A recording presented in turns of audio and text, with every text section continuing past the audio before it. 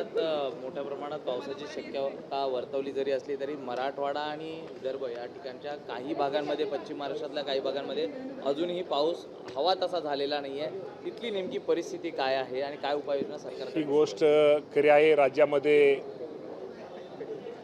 पाऊस झालेला आहे, काही ठिकाणी जादा पाऊस झालेला आहे, काही ठिकाणी कमी झालेला आहे.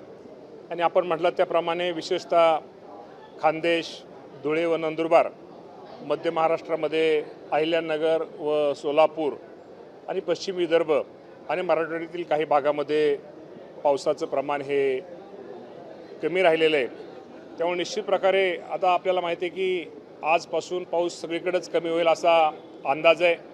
आणि या बाबतीमध्ये मी सर्व शेतकऱ्यांना सांगू इच्छितो की आपल्या भागातील पावसाचा आपण अंदाज बघून, जमिनीचा काही ठिकाणचा वापसा बघून, काही ठिकाणच्या जमिनीच्या ओल बघून आपण पेरणी करावी. कारण का हवामान विभागाच्या अंदाजानुसार येणाऱ्या 15 दिवसातला जो पाऊस आहे त्या पावसाचं प्रमाण हे थोडं ते कमी राहणार आहे. म्हणजे तुलनेनं आता ह्या पहिल्या 15 दिवसात पाऊस पडलेला, त्यावर निश्चित प्रकारे त्या बाबतीमध्ये शेतकऱ्यांनी हवामानाच्या आणि स्थितीनुसार शेतीचं निश्चित प्रकारे नियोजन करावं.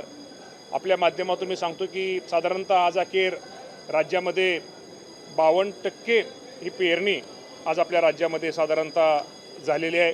आणि सर्वात जास्त पेरणी अमरावती विभागामध्ये जवळजवळ 67% पेरणी झालेली आहे. आणि सर्वात कमी पेरणी ही ठाणे विभागामध्ये 5% झालेली आहे. परंतु निश्चित प्रकारे अजून तिथं पेरणी वाढेल आणि साधारणतः जुलै अखेरीस या राज्यामध्ये 100% ही पेरणी होईल. बियाणाचा साठा आपल्याकडे उपलब्ध आहे, आपल्याकडे खताचा साठा व्यवस्थित उपलब्ध आहे. त्यामुळे शेतकऱ्यांनी अजिबात त्या बाबतीमध्ये काळजी करू नये, हे आपल्या माध्यमातून माझ्या शेतकरी बांधवांना मी सांगतो. बियाणं आणि खता प्रामुख्याने सांगतात, मात्र मराठवाड्यातला धाराशिव असेल, अहिल्यानगर असेल, जत असेल, धुळे असेल, या भागात पाऊसच नाहीये. त्यामुळे मी जिथं ऐका ना, पाऊस जिथं आहे तिथं मी सांगतोय, जिथं पाऊस नाही तिथं मी मगाशी सांगितलं की तिथली परिस्थिती बघून, हवामान विभागाचा अंदाज बघून, जमिनीतला खालचा ओलावा बघून शेतकऱ्यांनी पेरणी करावी. मात्र पहिलं पीक जे आहे, खरं तर सोयाबीन असेल, मूग असेल, या काही पहिली पिकं 3 महिन्यामध्ये येतात, ही कुठेतरी गेली असंच म्हणावं लागणार आहे. कारण की जुलै महिना संपलेला आहे, जुलै महिन्यातले 10 तारीख जवळपास आलेली आहे. आणि जर पाऊस नसेल तर तिकडे यावेळेस पेरणी होणार नाही असं म्हणायचं का? 100% जर पाऊस नाही पडला तर पेरणी होणारच नाही आहे. आणि जिथं झाली किंवा जिथं जास्त पाऊस पडलेला आहे तिथंही आज पेरणी अजून झालेली नाही, कारण का वापसा त्या भागामध्ये नाही आहे. परंतु शेवटी मी मागायला सांगितलं, शेतकऱ्यांनी पाण्याचा अंदाज बघून ही निश्चित प्रकारे त्यांनी पेरणी करावी. निर्मल भवन इथे आता शेतकऱ्यांच्या कर्जमाफीच्या संदर्भात आमदारांची एक बैठक होती. या बैठकीला अधिकारी पोहोचलेच नाही, त्यामुळे रिकाम्या खुर्च्यांना निवेदन दिले आमदारांनी. या बाबतीमध्ये मला कुठली कल्पना नाही.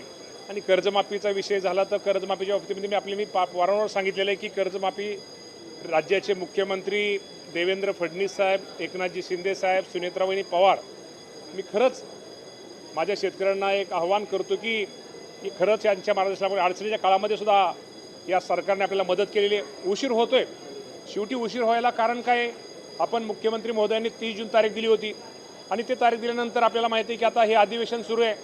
बजेटच्या आपल्या पुरवणी मागण्यामध्ये ती रक्कम, त्यामध्ये त्या रकमेचा समावेश केलेला आहे. त्यामुळे राज्यपाल महोदयांची सही झाल्यानंतर, आणि आता तुम्हाला सगळ्याला माहिती आहे की आता एकदा आपण एखादी योजना एखाद्या शेतकऱ्याला पैसे देणं सुरू केलं, इन्कम टॅक्स जे शेतकरी भरतायत त्यांची पण यादी आपण केंद्र सरकारला मागितलेली आहे. आणि मला वाटतं आज उद्या ती यादी आपल्याला मिळेल. आणि आपलं सरकार, राज्य सरकार संपूर्ण यादी शेतकऱ्यांची तयार आहे.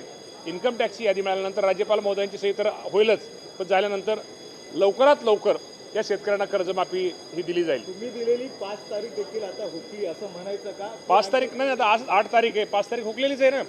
5 तारखेच्या बाबतीमध्ये मी तुम्हाला एवढंच सांगतो की राज्यपाल महोदयांच्या सहीसाठी आपल्याला आपण हे पुरवणी मागण्याचे बजेट आपल्या सहीसाठी जातं, त्या राज्यपाल महोदयांची सही त्या बाबतीत होईल.